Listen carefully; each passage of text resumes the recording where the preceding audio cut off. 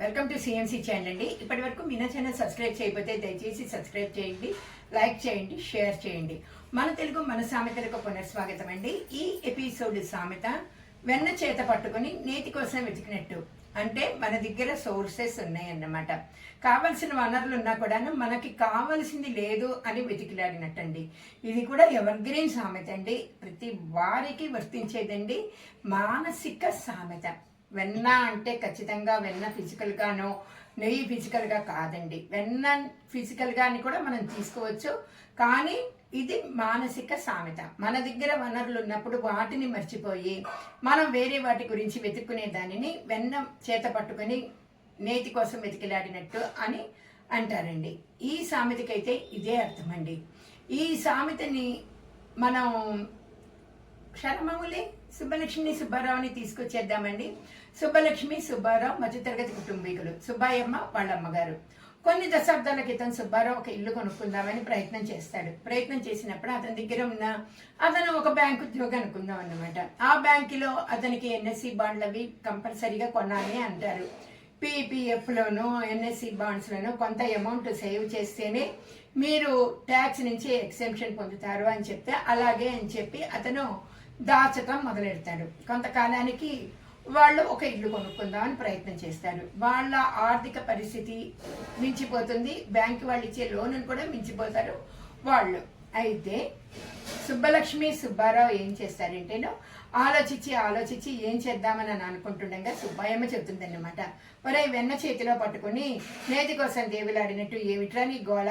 బంగారం ఉంది కదా, ఆ బంగారాన్ని అమ్మో తాకట్టు పెట్టో మీ బ్యాంకులో లోన్ ఇస్తారు కదా, దాన్ని తీసుకుని స్నేహితులు ఉంటారు కదరా నీకు, వాళ్ళ పేరు పెట్టి కొద్దిగా బంగారం తీసుకుని ఈ ఇల్లు కొనుక్కో, నిదానంగా దాన్ని తీర్చుకో. అట్లాగే వాళ్ళు ఇచ్చే లోన్ నీకు సరిపోలేదు అనుకుంటే నువ్వు ఏం చేస్తావంటే ఈ బంగారాన్ని కూడా వాడుకోవచ్చురా, బంగారం లాంటి ముక్కరా, బంగారం లాంటి ఇల్లు పోగొట్టుకోవద్దు అని ఎన్నోసార్లు చెప్తుంది సుబ్బాయమ్మ.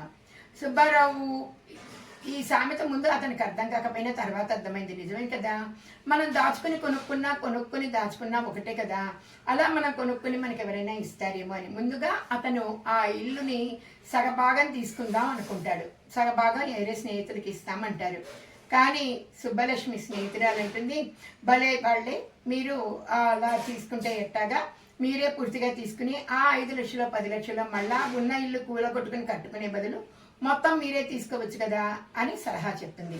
ఏమంటే లోకంలో చాలా మంది మంచి వాళ్ళు ఉంటారండి. వాళ్ళు మనకి ఎక్కువగా మీరు గమనించండి, 100కి 99% మన చెడు కోరుకోరు.